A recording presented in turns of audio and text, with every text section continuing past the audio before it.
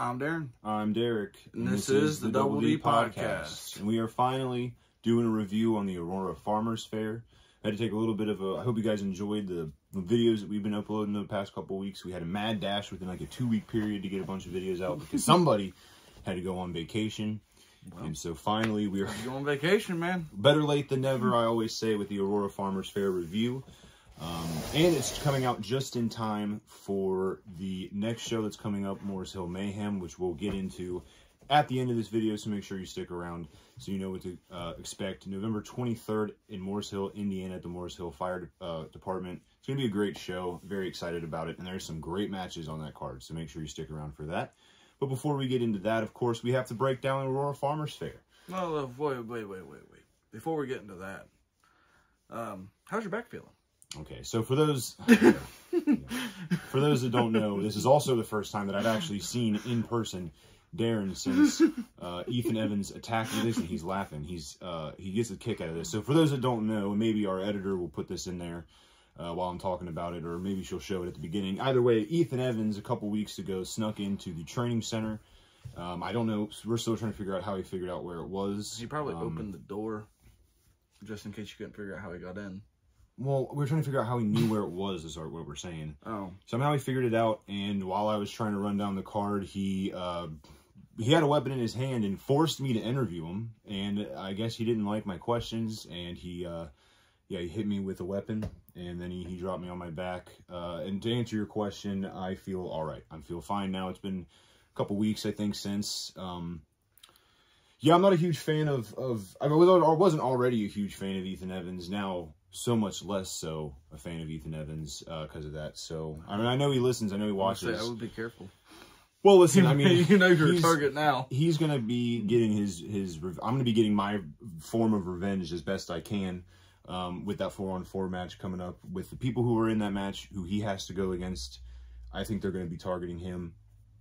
And I think I'll be able to sit back, watch, and see him get hit with some weapons and get taken care of. So, I mean, listen, if I could, I'd jump in there and I'd try to teach him a lesson myself, but I'm not trained yet, and I want to make sure that when I do get my hands on him eventually at some point down the road, because that will happen, I can guarantee that I will do it right, and I don't want to go in there, you know, and set myself up for failure. So I'm going to continue to train. I'm not going to be deterred by it, and I will get my revenge at some point. You're not going to be deterred by it.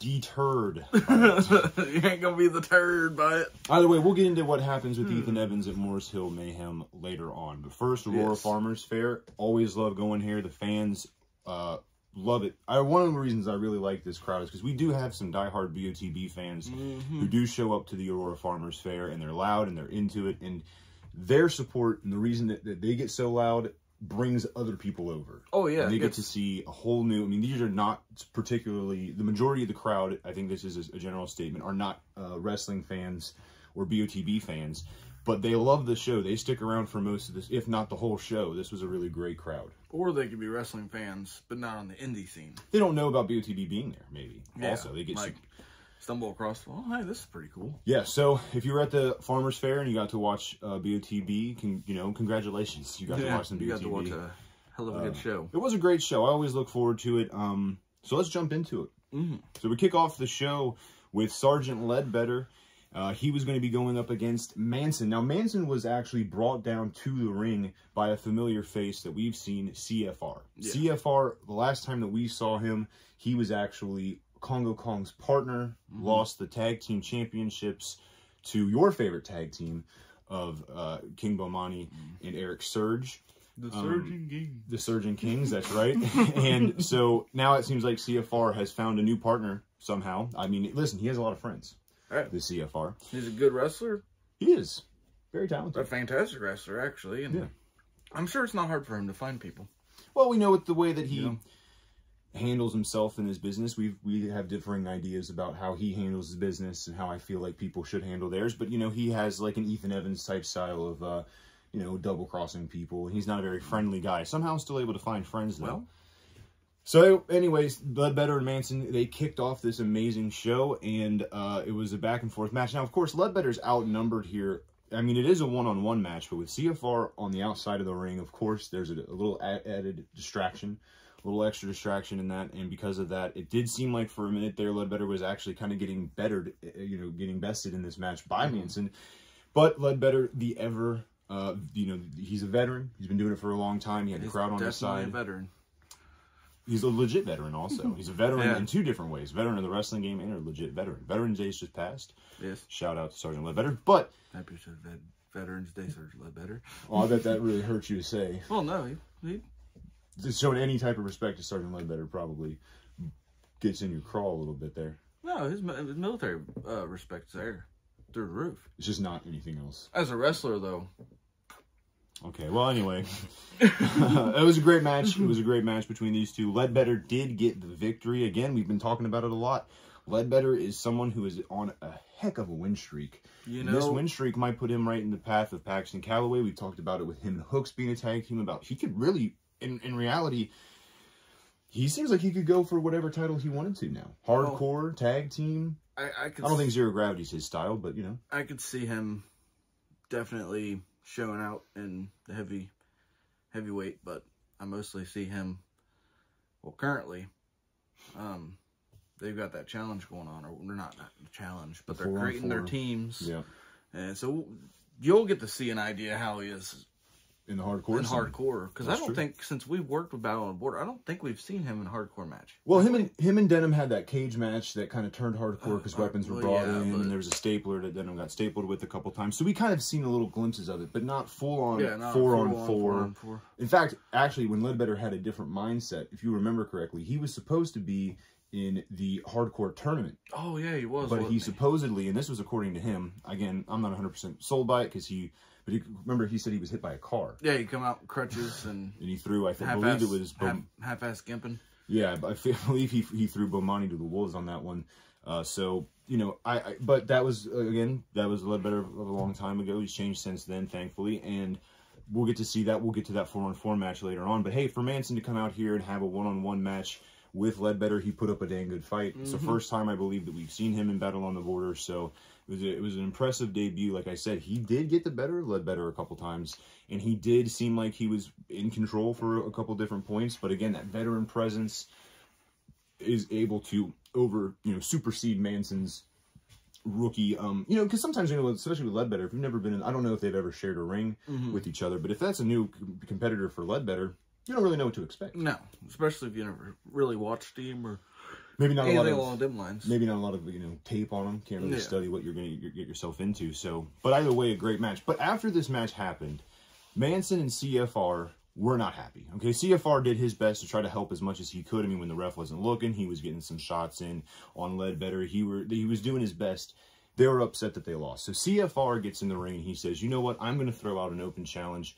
Whoever wants to accept it, I will take on, and we will be victorious in this match." I don't think he expected this. I certainly did not expect it. I don't think anyone expected this. In fact, I don't know, because this was one of the first shows where we were actually separated from each other, so I don't really know how it worked for you. But when I didn't really expect it either. When I heard Shauna Reed's music play, I was blown away. That's right. CFR threw out an open challenge that was answered by the women's champion, Shauna Reed. How did that work for you? Did she come over and say, "Play my music," and you had to play it real quick? She was just kind of standing there. So you kind of assumed, you were like, well, then she started walking, so I'm like, oh. There you go. I mean, hey, let's one thing. Shauna Reed. She started walking. So she's been on another one who's been on a heck of a win streak. She's a champion, and right now I feel like she, going into this matchup, is obviously at the top of the division, not just because she's champion, but also because she's just been on a heck of a win streak. She's gonna be getting wins over pretty much everybody in the women's division, all the top competitors in the women's division. So this is a big challenge for her. To answer an open challenge, by the way, as a champion, is a bit risky. And on top of that, being a co-ed match. Right, exactly. And that's another thing, too. Now, Shauna Reed is capable of kicking, I do believe, anybody's ass on any roster. Well, yeah, still. But I do understand what you're saying. It is a difference when you have a man versus a woman in a match.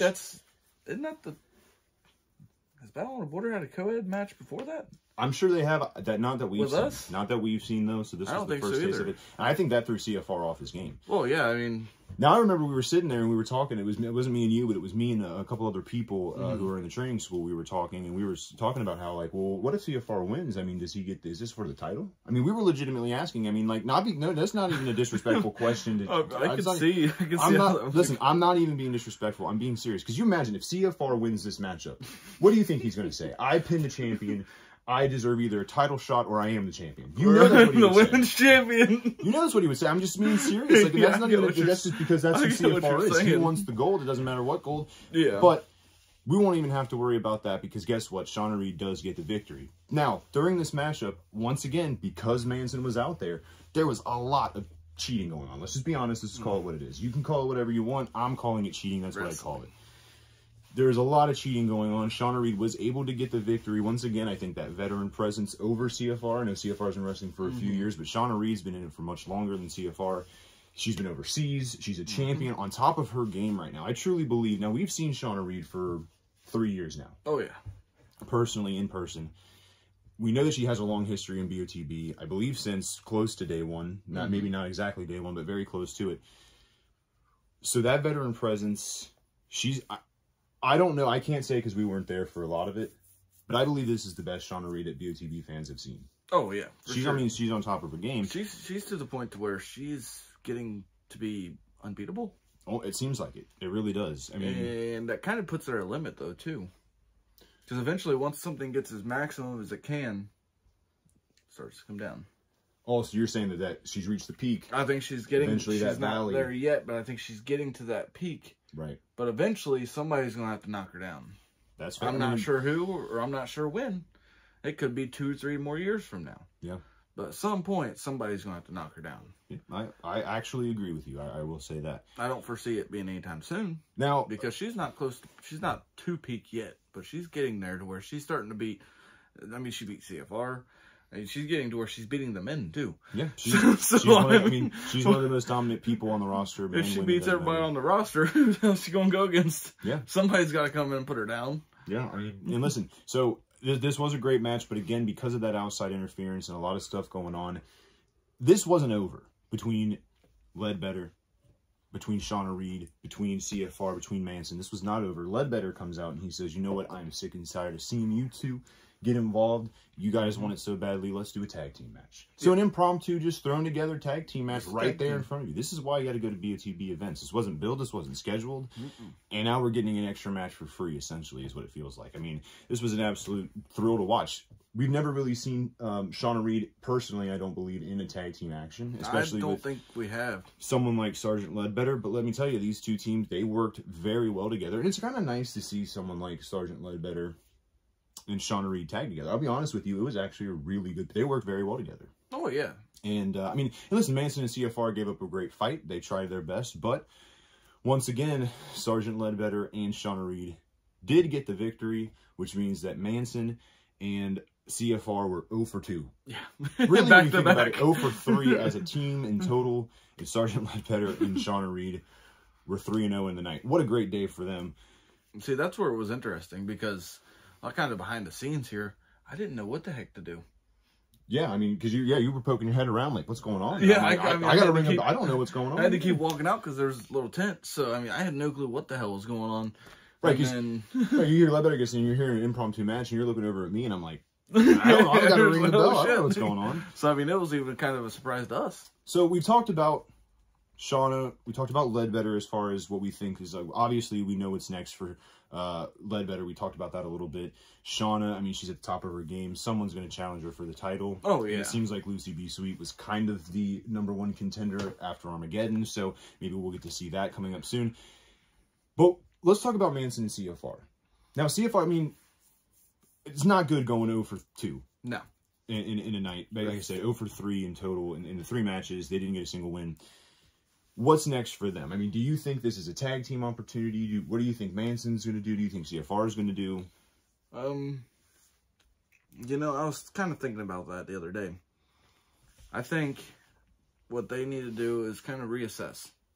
Yeah, take a step back a little bit. Take a step back, breathe, reassess what they're doing, figuring out what's not working. Because clearly something's not working. If they went 0 for 2, I mean, back to back. Yeah, that's not something isn't there.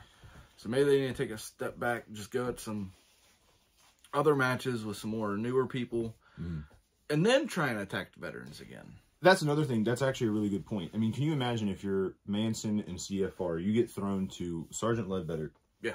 Who, I mean, is like, you know, to put it loosely, I would say that he's like a legend in BOTB, right? He's someone who everybody knows, everybody has an opinion about. You have a negative one, I have a positive one, a lot of people have a positive one. He has a lot of negatives, though. But that doesn't discount veterancy either. He has a great track record here. Shauna Reed, another one we were talking about, at the top of her game. So CFR and Manson, they really got thrown to the slaughter on this one. Yeah, they chose it, yeah. But I think they should probably take a couple steps back and just reevaluate to kind of get where they're going. Yeah. But, I mean, that's totally up to them. Hell, they could go for the tag team championship tomorrow if they wanted to, I guess. Yeah. But, I mean, hey, well, you never know. I mean, and listen, I mean, they did work well together in that tag match, so maybe that is something that we see. We do have new tag team champions. We're trying to figure out what the order is of the other tag teams in the division. So maybe that's the right way to go. And I don't know. We will see. Yeah, it's more of a big old question mark on them right now. Just kind of see where they're at. Yep. So the third match in the show, this one was actually one that I was very much looking forward to when I saw that on the board for us because a little bit, you know, just behind the scenes here, we get to know a little bit of the matches that go on Aurora Farmers Fair. You know, a little bit beforehand, we actually get to know because we do have, you know, like music cues and we have to know who's coming out next when matches are. So we got to see King Kong Pete. Someone I think we both consider a friend. Yes, but he's no longer just Pete. He had the mask back. Which is awesome. He had the mask back. That was a time period where a couple months ago we did, I think even said it on the podcast, where he's just Pete now. We did say just Pete. That's what he said. I think he commented on a Facebook something. Yeah. Or just Pete. Right. And then that's when he brought it. He brought it back. He's got the mask back, so he's back to being King Kong Pete. But man, he has a heck of a challenge. Someone who is a former BOTB heavyweight champion, someone who is a former BOTB tag team champion, and that is and someone who right now I think is probably one of the angriest people on the roster, and that is Congo Kong. Now, 100%. You got to remember Congo Kong. You know, he did just lose his tag team championships to his, I would assume, his biggest enemies. Yep. On the roster, being the Surgeon Kings. And his manager ain't been there. Manager hasn't been around for a while. He has the golden ticket. Who knows where he's at? There's so much going on right now. So Congo Kong's a bit angry. I feel a little bit bad for King Kong Pete coming into this one because it seems like King Kong Pete is, again, kind of wants to, I mean, listen, King Kong Pete's very talented. CFR, Manson, all these people are very talented. But when you just have, like, veterans or someone like Congo Kong, who is a veteran and angry, you're getting thrown to the slaughter. You consider King Kong Pete a veteran. He is a veteran. I'm not saying he's been in the game for a while, too. But, man, Congo Kong's angry. Oh, yeah. Yeah, you don't want to go against an angry dude that's big. I mean, listen, I mean, I wouldn't like Congo Kong if he's in a good mood. I wouldn't want to step in a ring with him, let alone when he's angry. Yeah. So, I mean, listen, personally, I was rooting for King Kong Pete. I feel like you might be a little bit conflicted on this one because although you do like King Kong Pete and consider him a friend, I feel like more your wrestling style is a little bit in line with Barnabas Spector of all people. You know, I have to go with Congo. You know, I have to. I mean, that's just... Now, when this... Not cool of me if I didn't root for Congo. Actually, I think it would be very cool of you to support our friend here. But whatever. You know, well, listen, you know, it is you what don't it is. always get what you want. Hey, don't say that too much. We'll get copyright struck. Hey, that's why I only had one part and it was in Darren's voice, so wasn't nobody else. No, but this was a great match back and forth. Now, it started out in this matchup where King Kong Pete had the crowd support. The fans there. King Kong Pete always has crowd support. He does. I mean, people love King Kong Pete, you know, and listen, the fans were behind him at first. However, at some point throughout this matchup, something happened. I'm not really sure what happened, but all of a sudden, Congo Kong was starting to get cheered for. People were rooting for him. Now, this is the first time that I've personally, I think, not only in time in BOTB, but back when he was in Impact Wrestling, I don't ever think I ever heard Congo Kong. There's too many Kongs going on. Congo Kong ever get cheered. So this was a first for me. I don't know if he heard it. I don't know if... I think what happened was that he did put King Kong Pete onto a person. Yeah. Sat King Kong Pete on a person, and then gave King Kong Pete a chop. I think the fans liked that. Oh, they were yeah. close to the action. So see, maybe, hey, Congo Kong, another one we said is a veteran. Mm-hmm. Maybe he knew that, and he knew that he needed a little extra to get to King Kong Pete, because King Kong Pete gave Congo Kong a run for his money. Oh, yeah. So, I mean, maybe Congo Kong knew that and said, you know what, I need a little bit of extra support here, get the fans behind me. Get some energy back up. We've talked about it before. The fans do, I really do think they play a huge part in matches. Oh, yeah. Supporting who you want, booing who you want. They can really hype you up. Right, or they can tear you down. Or they can tear you completely down to the ground. So I think maybe that was a part, but either way, Congo Kong did get a victory here over King Kong Pete. Now, what do you think is next for... We do know what's next for King Kong Pete. We're going to save that for next. Yeah, we that's do know at the that. end. However, Congo Kong, what do we think is next for... Because right now, Congo Kong is kind of caught in the middle of a weird place. He lost his tag team championships to a tag team partner that wasn't his original tag team partner. Yeah. He hasn't seen... We haven't. I'm sure he has. We haven't seen his manager in a while. Yeah. That manager is running around with the golden ticket. Who knows what he's going to do with that? Then on top of that, he hasn't seen his tag team partner, Madman Fulton. You know, I'm assuming, again, we haven't seen him. I don't know. They probably have. Probably. They probably have their little meetings, I would suppose. What do you think is next for him? I mean... Heavyweight. I was going to say, we've seen Paxton and Congo in a match before. I think, Madman... In fact, we went to a show where Madman Fulton and Congo Kong started working together. Mm-hmm. Madman Fulton won the title. Paxton Calloway was involved in that matchup as well. So, yeah. Do we see Congo Kong try to go back after Paxton? I mean, if I was in his shoes... And this win puts him in which the are spot. really big shoes. Yeah. I would. I mean, listen. Just keep in mind, some really big shoes. Paxton Calloway has to survive a match on November 23rd that we'll talk about later first. But whoever wins that World Heavyweight, or that BOTB Heavyweight Championship match at Morris Hill, I think might have to be staring at Congo Kong. Oh, yeah. And right now, and you know what? And here's the thing, too. But does he even need to challenge for the title? His manager has the golden ticket. Does he even need to really face Paxton in an actual match? Because his manager hasn't been here. That's true also. He can't rely on that if he's running AWOL. That's a good point. You know, you can't... That's actually a very solid point. You can't just assume that your manager's going to be there. And so, you know, I mean, that's something we have to look at. And like I said, we do know what's next for King Kong Pete, so we will get to that a little bit later on. Now, the fourth match here, we're getting past the halfway point of this show. And this actually starts a chain reaction that leads to an impromptu match that is actually a main event. So, again, you got to stick around on the Double D podcast. We have a lot going on here. It's a total shit show.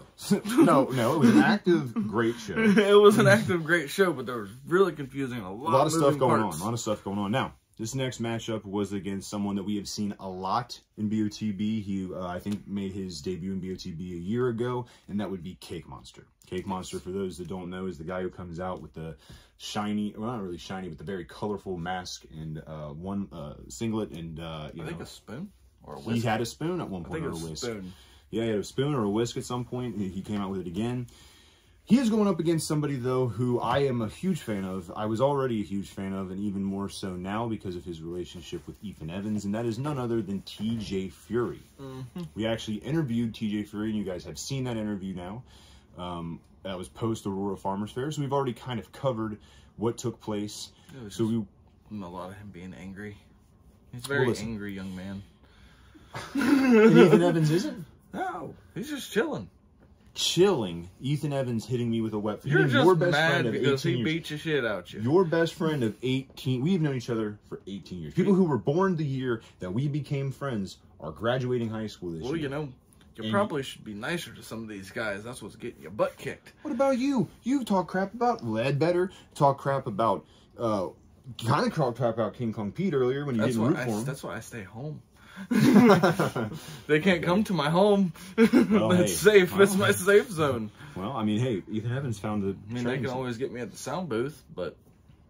Hear that? He's at the sound booth. Make sure you... Then I won't play their music.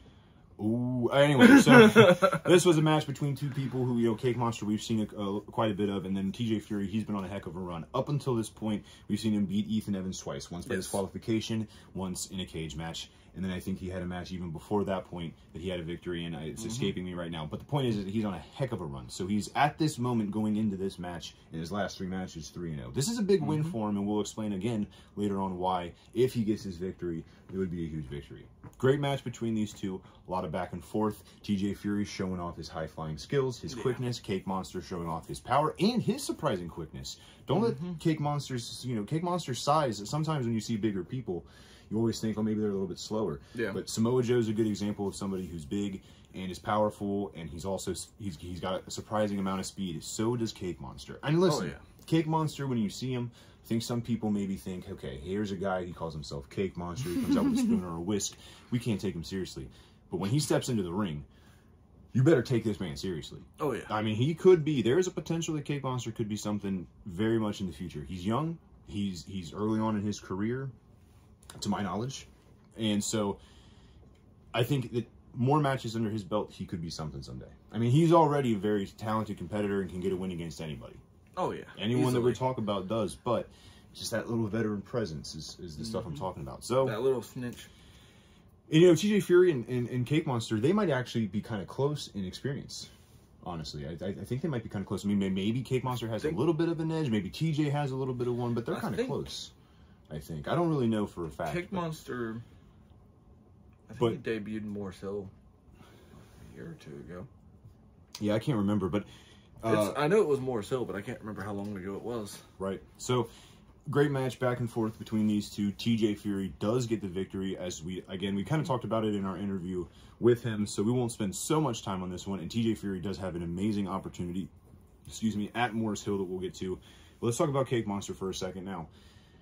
What do you think Cake Monster's future is? I mean, he's kind of in that heavyweight division, but he does kind of seem to always be going up against people who are in the zero gravity division. He's kind of also in this weird space where he's got a lot of losses under his belt.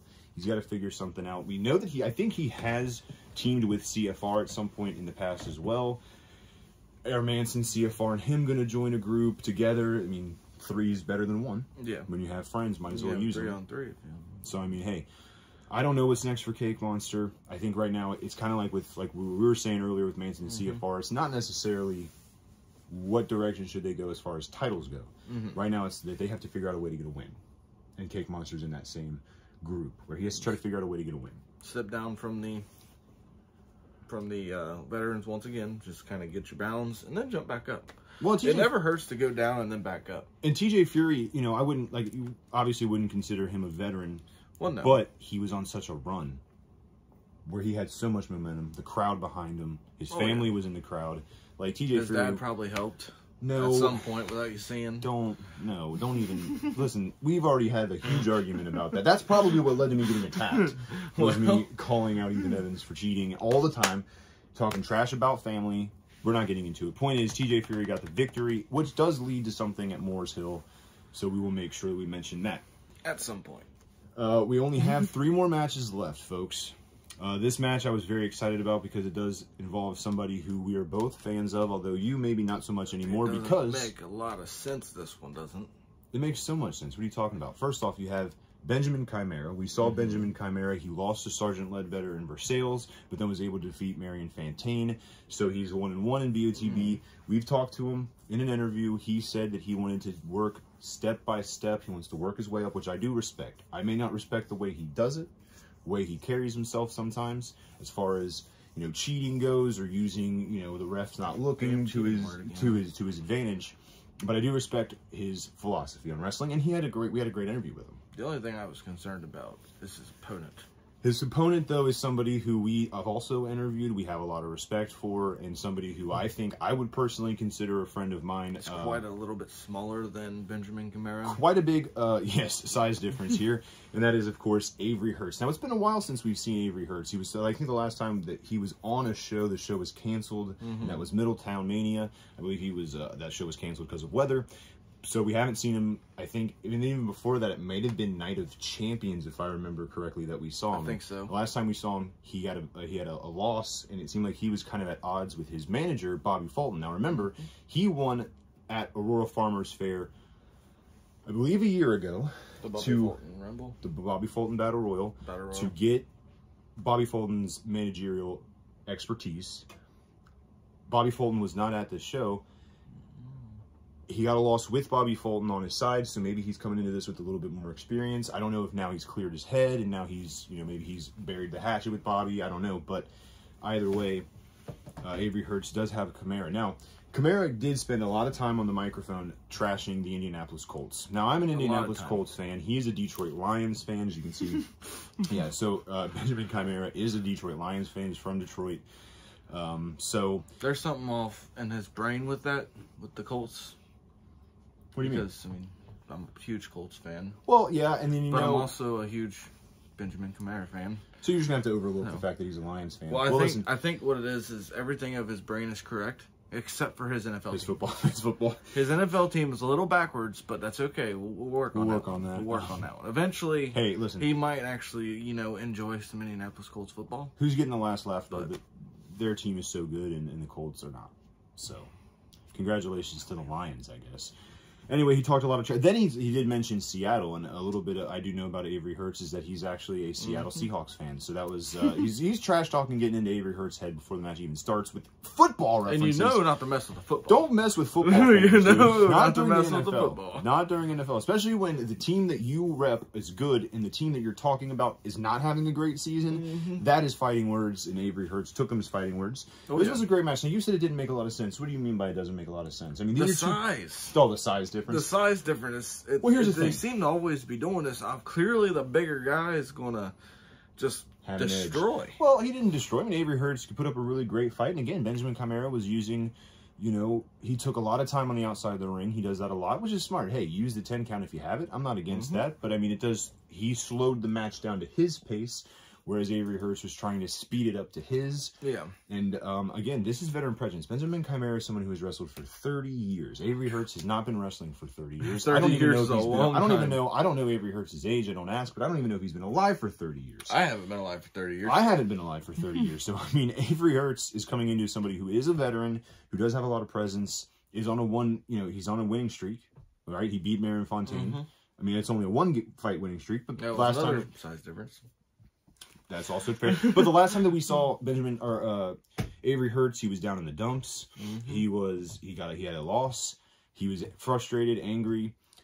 He comes back with another nickname now. He comes back with nicknames all the time. It seems like he's always being called something else. Dark Horse, the Money Man. He had so many things. And listen, Money Man. He's worth all those nicknames. He deserves all the nicknames he wants. But maybe spend a little bit more time trying to beat up on these bigger guys. Getting out of his own head. I think right now Avery Hurts is in his own head when it comes to Battle on the Border, because Benjamin Kamara did get the victory in this one over Avery Hurts. Now, and I think from what I've seen, Avery Hurts may have got a little messed up in that match.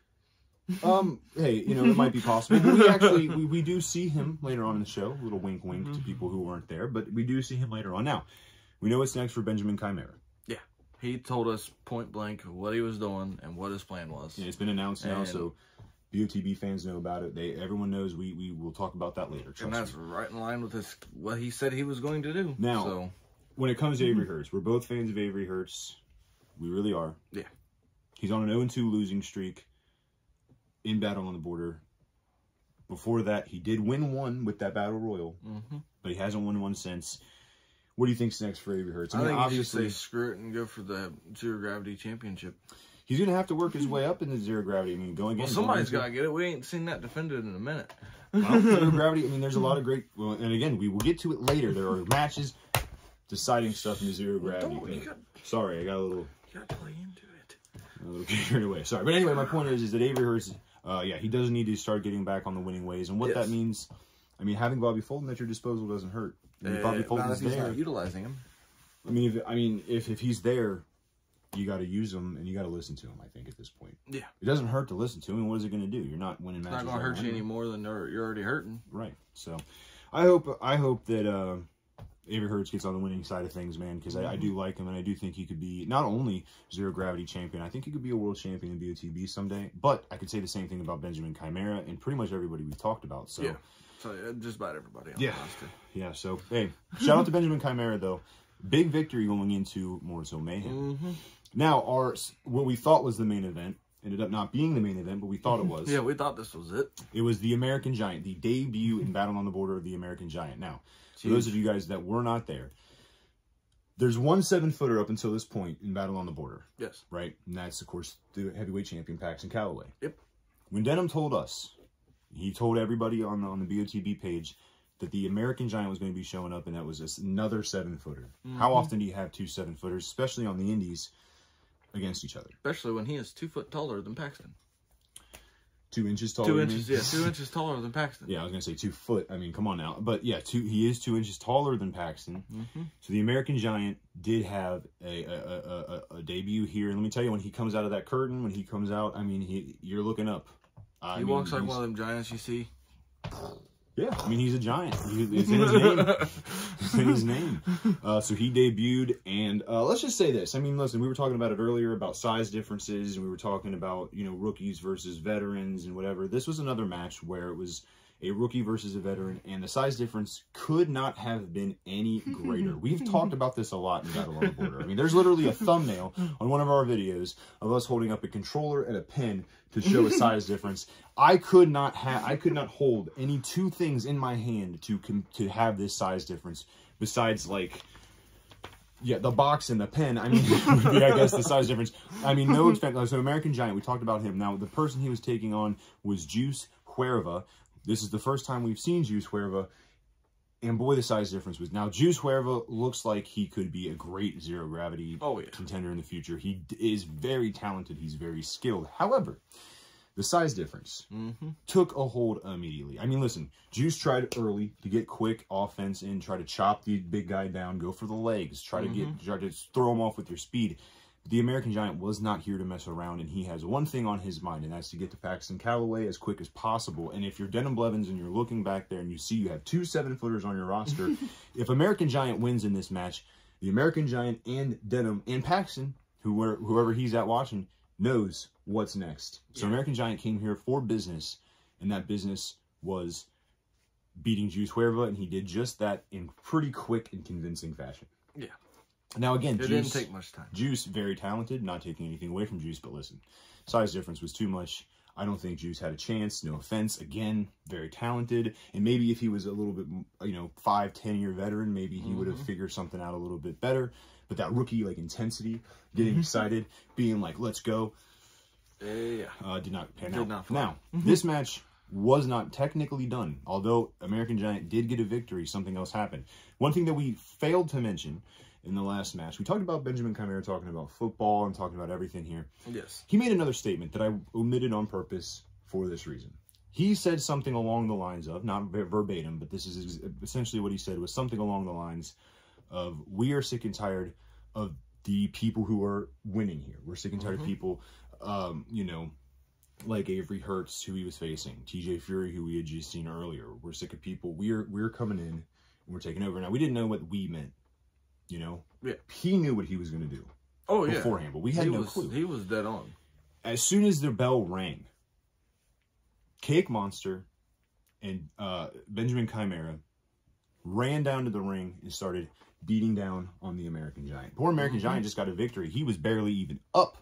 Beat down. And he was getting beaten down by 3 people. So, obviously, not ideal, because Juice Huerva finally got back together. Then you can finally say size difference. Yeah, well, in reverse. Right, in reverse now. But that was not, listen, backstage, there are 2 people who got thrown under the bus here, who are not going to sit around and take kindly to the mean words that Benjamin Chimera said earlier, and the fact that they're attacking on somebody. And these are 2 people who we have a lot of, well, I have a lot of respect for, maybe not you, but that would be Avery Hertz and TJ Fury. They ran down, cleared the ring, and said, you know what, let's do this right now. 3-on-3.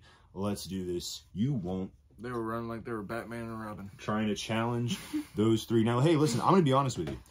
For the American Giant, for Avery Hertz and TJ Fury and the American Giant, for those 3 to accept, or to basically throw out a challenge to 3 more, having 2 matches in one night, I mean, listen. That's a lot, especially back-to-back. Right, for the American Giant. That takes a lot of cojones, you know what I mean? So, we have a 3-on-3 match. It was a great match back and forth. A lot of shenanigans going on in between with Benjamin Chimera, Cake Monster, and Juice Huerva. They were trying to beat up on Avery Hertz, TJ Fury, but finally, American Giant gets in there, kind of cleans the house a little bit, and finally, the victory does go to the team of American Giant, Avery Hertz, and TJ Fury, meaning that once again, Cake Monster and Juice Huerva, just like earlier in the show with 2 other people, are 0-2 on the night. Now, Benjamin Chimera got a victory, but he did lose in this match technically, wasn't pinned, but did technically lose in this match going into what we're going to talk about here in a minute, the Morris Hill Mayhem. So, chaotic end of the show. It was wild. But, man, you know what? The American Giant has the roster behind him, which I'll say this about the Paxton Calloway and American Giant match that happened. This is going to take place at Morris Hill. Kind of talking about it early. But Morris Hill Mayhem. The first time, we don't see a lot of people come out and stand up for Paxton Calloway. No. He can handle his own. The American Giant can handle his own. Hard to handle your own against 3 other people, though. Right? Oh, yeah. Numbers catch up. The American Giant's only been on the roster for 1 show, and he made some friends. The roster came out and protected him, supported him, helped him back up, get him another victory, meaning that he's 2-0, which led to that match against Paxton and Morris Hill Mayhem. I mean, if he only wins that one match, does that match happen? Maybe not to mention, you get 2 7-foot giants going against each other. It sucks I have to miss this. Yeah, well. I have to miss because I made previous bullcrap. But yeah, 2 big 7-footers. Well, it's somebody's best day of their life. Yeah. Anyways, 2 7-foot giants going against each other. Somebody has to record it and send it to me, because that is going to be probably the match of Battle on the Border history. I mean, 7-on-7, so it's going to be great. I mean, I'm so excited for it. And, you know, again, looking at this, Avery Hertz finishes with a win. American Giant goes 2-0. TJ Fury extends his winning streak to 4-0. I mean, hey, it was an absolutely great show. Love to see it. I always look forward to Aurora Farmers Fair, and I think it would, again, be safe to say, I mean, I don't make decisions. I'm not announcing nothing. This is just me assuming here, and, you know, they say about assuming. But we said it about Versailles, and I think it's safe to say with Aurora next year, we will be there. Hopefully, Aurora Farmers Fair. So make sure if you missed it this year, you don't miss it next year. Yeah. That'll be the same time next year. Sometime, I don't know, again, but this is usually in the fall. So make sure you stick around for that. Yeah, you don't want to miss it. Now, as we go into the end of this video, we are going to be talking about, there's a fly in here, we're going to be talking about the next show. Morris Hill Mayhem, we talked about it a little bit. November 23rd, which by the time this video is uploaded is probably only a few, maybe even only a day away. I was to say, it's only, I think, a week from today. The day that we are recording this video, it is 1 week away. So within the next, in the next couple days, Morris Hill Mayhem will be happening. So as of this moment, this is the card. Again, we are a week away. So by the time this video comes out, there's probably been another announcement of at least one more member of a team. Wink, wink, or maybe even another match. Who knows?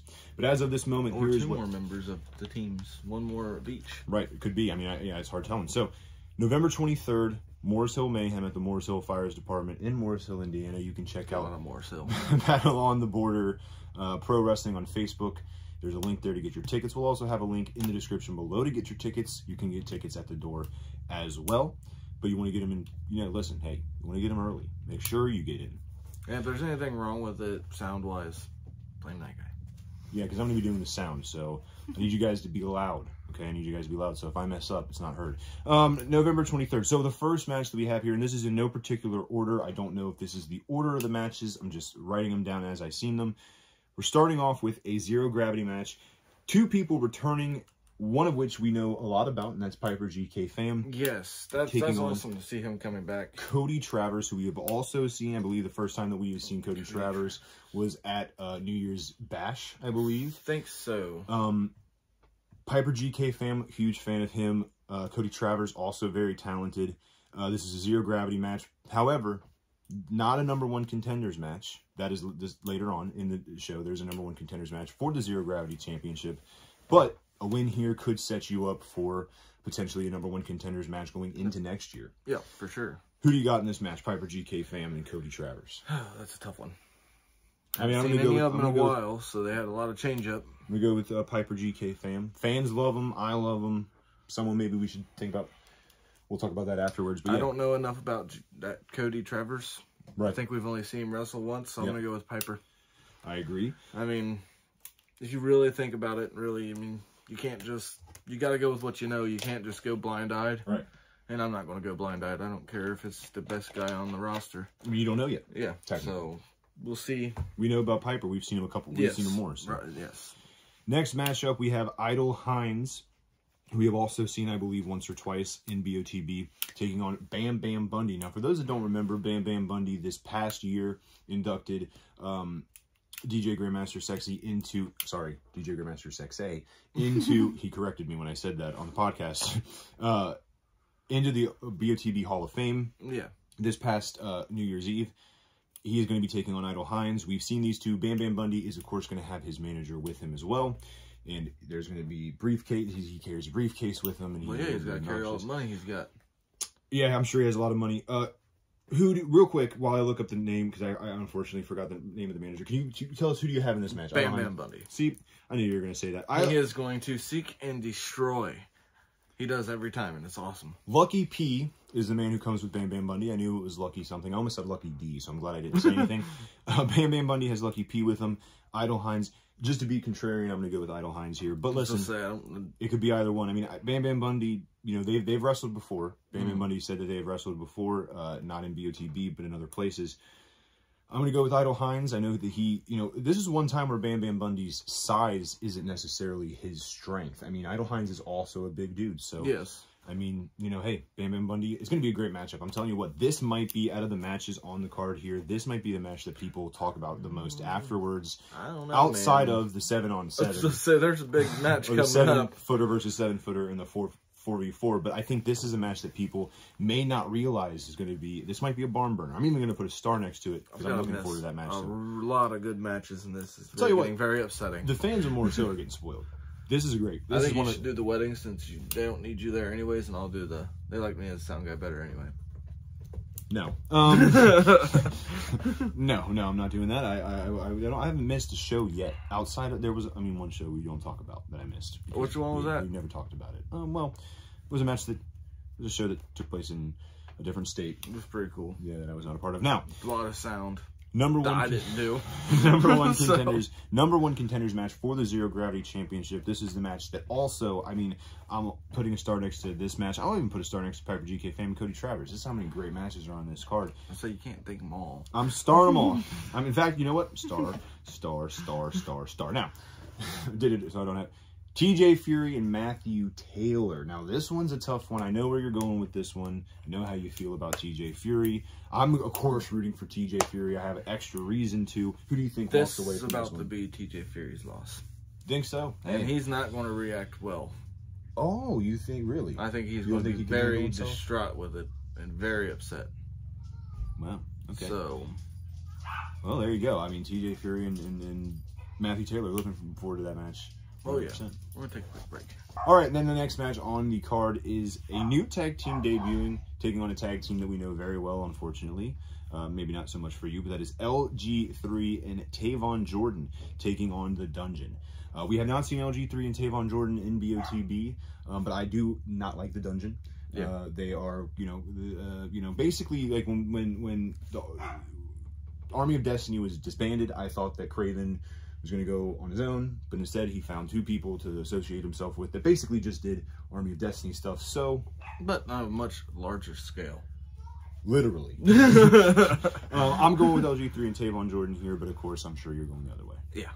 Hey, I don't that would be quite an upset. I would assume that if LG3 and Tavon Jordan won this match, this would be a huge upset against the Dungeon. So I'm rooting for him. Pull up that upset. Now, we have a women's match here that I'm also very excited about because it is finally the return of Ari Alexander, and she will be taking on Casey Clay, who we have interviewed on the podcast. Fan of both of these ladies. I hope this is going to be a great match, and I assume, again, with this match, we saw the last show, Lucy B. Sweet got a victory, and we've been kind of saying that is probably her ticket into being a #1 contender, but could we maybe see one of these guys, or one of these ladies, excuse me? Well, there's high potential. Sneak into that match, maybe make it a 3-way match, or maybe just surpass Lucy. Very possible. I mean, it's hard. I mean, Ari Alexander, very talented. Casey Clay, very talented. Who are you going with here? Because Casey Clay, you have a little bit of history with when it comes to Kickdoor promotions. See, Ari Alexander, though, is probably... I mean, we don't know because we haven't seen I haven't seen Ari Alexander wrestle since...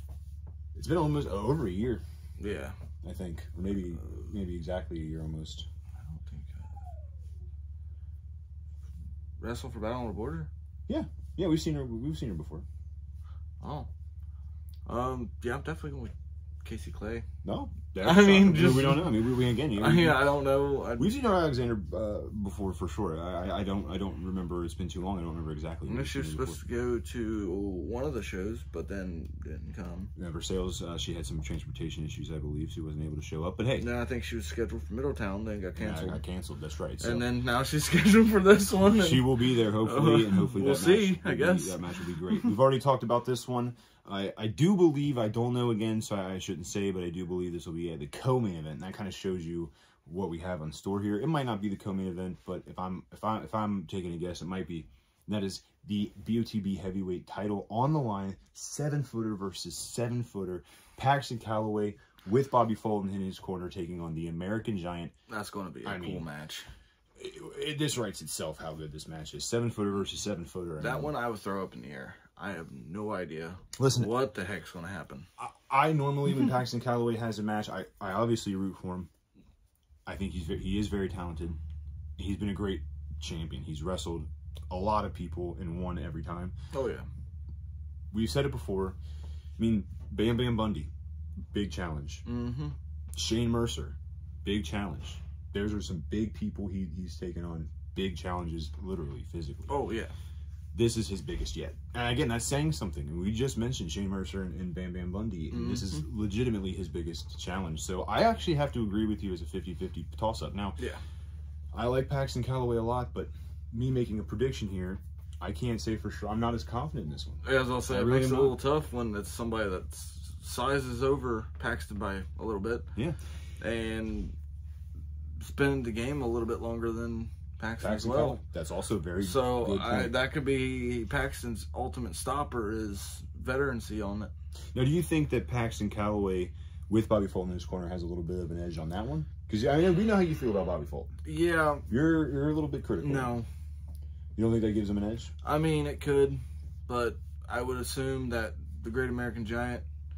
I don't think he's coming alone. Seems about yay the same size. I could see the same veterancy as Bobby Fulton would have. I think the American Giant knows. Well, Bobby Fulton's been doing it a lot longer than the American Giant, but I do think that the American Giant knows that Bobby Fulton is on Paxton Calloway's side. I could be wrong here. This is obviously just a guess. I have not talked to the American Giant personally, but I wouldn't be surprised if you bring someone along. Well, yeah, you would have to bring somebody. Why wouldn't you? I don't think the advice is going to go over the veterancy. I think the veteran's going to go over. Here's the thing, though. I mean, that was a simple fact. With Bobby Fulton, though, you think that he was able to give him a little bit of a pointer, like, hey, this is the first time that we know of, at least in Battle on the Border, that he has fought someone that is literally the same size as him, if not a little bigger. Do you think Bobby Fulton maybe has a little bit gives him a little bit of an edge just because of the advice? The advice can be given, but if the advice is not taken, that's a good point. It kind of offsets it. Because, I mean, he can give as much advice as he wants, but when Paxton gets into the ring and gets up to the situation, is he going to be thinking about that? Is that going to be running through his mind? I don't think he's going to have enough time to sit there and actually think.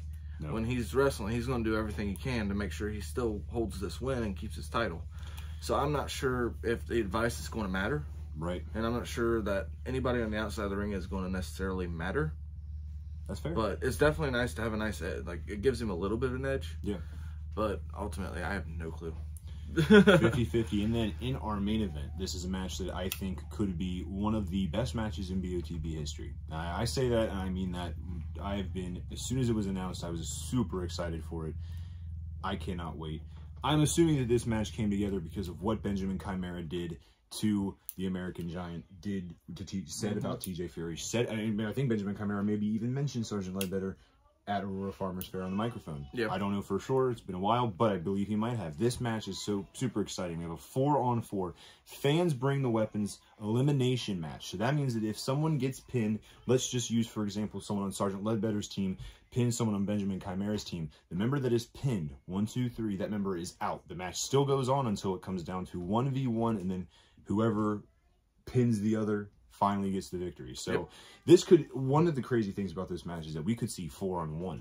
Yeah. We could see 3-on-1, 2-on-1. You know, you don't know what we're going to get to see here. No. So I'm very excited about it. Now, a little bit of a disclaimer because, you know, I think we said this the last time a Fans Bring Their Weapons match happened. please bring the weapon. Now, yeah, bring a weapon. There are some, let's just be clear here. Nothing that can explode and no weapons. Those are really the only two. Deadly weapons. No guns, no knives, right. no I fire. think people knew what I meant. No guns, no knives, well, no we can't fire. say those. We might. Let's be careful saying those things on YouTube, okay? YouTube is very specific about what we can and can't say. You said the G word. Gun. No, stop. Anyway, 4v4. I'm not. Listen, I am okay with it, but I don't think these people are. Not the fans. What do I have to care what YouTube has to think? I'll just start uploading to Facebook. Okay, now let's. well, someone already been doing that. Now, they ain't gotta keep me on there. Now, our 4v4 match. Let's talk about who's in this matchup. So far, as of the day of this recording, by the time we upload this video, I personally know someone who is on a team here. Yeah, but you can't spill the beans. You don't know. I haven't told you. I know, but you can't spill the beans. I'm not spilling the beans, but I just know. Well, you'll see that coming up soon. Sergeant Ledbetter's team consists of Hooks and King Kong Pete. You forgot Sergeant Ledbetter. Well, I think it goes without saying. Sergeant Ledbetter's team includes. You never know, man. Sergeant Ledbetter, Hooks, and King Kong Pete on go. Team Sergeant Ledbetter. Question mark. And there's someone else who's going to be a part of that. On Benjamin Chimera's team, now listen, he has a scary team. I ain't going to lie to you. I'm rooting for Sergeant Ledbetter's team, of course, but he does have a scary team. Benjamin Chimera has Ethan Evans and John Wayne Murdoch on his team. So, with those matches, with those people, and again, there's someone else who's going to be announced at some point. Question mark. So, for those that don't know, because we don't know, John Wayne Murdoch is kind of a local hardcore legend guy. He is known for being very violent. Denham has told me that he's potentially the most violent person on the roster now because he's showing up on this show with Benjamin Chimera. Denham may be a little bit worried about Sergeant Ledbetter's. Listen. I spent some time with Sergeant Ledbetter just because of the training at school, and I can say that he has been making calls. It's hard for him to get that fourth member. Because, listen, he wasn't the nicest for the longest time. So it's a little bit hard for him to get some guys. But he has been working very hard. I think that John Wayne Murdoch pick was what made Sergeant Ledbetter realize that he has to find someone who can get hardcore. Some could say, try to find someone who is like a king of the hardcore division in some way, I think. So, do with that information what you will. I really hope that... You're terrible at giving any type of hints. I tried so hard to say that with a straight face. You don't know who I'm talking about. No. It could be anybody. That's what I was saying. You're terrible giving hints. That could be a million people. Listen, by the time this is uploaded, I'm really hoping that it's been announced. All right. Anyway, that's all for Morris Hill Mayhem preview and the Aurora Farmers Fair review. The next time that we see you guys, we will be talking about Aurora Farmers Fair. And I do believe, due to my... Listen... I've been talking with somebody here. You don't even know this, probably. I haven't talked about this. Talk a lot. I've been talking with somebody to have somebody on a show that you talk a lot of crap about because you decided to talk crap about me on Facebook. Well, I've decided that, you know what, I'm going to try to get somebody on our show here who you talk a lot of crap about. So, listen, he's not going to put his hands on you. He's a better person than that. I have somebody that you talk a lot of crap about that I've been into work on getting on the show as well. Well, so as soon as this is over, that now you've had history with. Listen, I've said this before. I don't know how many people saw this, but Ethan Evans said that he wanted to do an interview with Darren alone. Darren said, well, I kind of have to have him. And I said, you know what? No, you go ahead and you do it by yourself. So we'll see what happens with that. All right. We'll see what happens with that. Whether or not I'm here or not, I'll make my decision up. I'm not going to get tempted by Ethan Evans' insults. I saw what he said. I won't repeat it. I'm not going to get tempted by it. I will make my decision. And we'll see how you do on a solo podcast, buddy. Okay. I tried doing one for a while there, and it's tough. I suck at it. So good luck. It'll just be me and Ethan Evans. I just need to borrow your phone. Two buddies. Anyway, so we will see you guys after. We got a lot coming up. More so, the year's coming to a close. Yes. Boy, what a 2024 it's been in BOTB. It's been a great year. And it's getting more exciting as the year closes. We got so much coming up. Listen, the last like month or so, we had a wild flurry of videos come out. To end the year, we're going to have the same. We're already talking about 2 interviews between 2 different people. Ethan Evans is one of them. I'm keeping mine a little bit of a secret. I don't even know who the hell the other one is. I'm keeping mine a little bit of a secret, but... Or whether it's in person or over the phone or what the hell. I've been working on some things. And then, we have the review of Morris Hill coming up. And then, obviously, after Morris Hill, November 23rd, Morris Hill, Indiana, Morris Hill Fire Department, we're also, at the end of the year, Cleves New Year's Eve Bash, December 31st. Hall of Fame inductees, including Marty Jannetty, Doug Piles, and Malia Saka, are going into the Hall of Fame this year. And there's also already been a match announced for that, and that is Rob Conway taking on Shane Douglas. Bobby Fulton will be involved in that match in some way as well. So that's something to look forward to on December 31st. So we got a crazy year coming up. That's all we have to say. A lot coming up, but man, before we know it, it'll be the end of the year. We're talking about 2025. So thank you guys for watching. Hope you enjoyed. Leave a like, comment in the comment section below, and be sure to subscribe. Also, make sure you follow us on Instagram, _D_podcast. You can follow me on Twitter, DJDub00. Yeah, and make sure you share with your friends and family. And I think all the Gmails and stuff's down there, isn't it? We do, and well, I always just try to say be safe. Well, hit the email. It's in the bottom. I ain't gonna go over it because I may not remember. But yeah, we have it in the description. We have all of our social. And then you can't love me anymore because Snapchat ain't a thing. So you can love me on here. Comment below. Comment below. Make sure to share with your friends and family, and your enemies too, if you wanted to. Honestly, share with everybody. The enemies is always the best ones. They always say keep your friends close, but your enemies closer. So. All right, we'll see you guys. Bye-bye.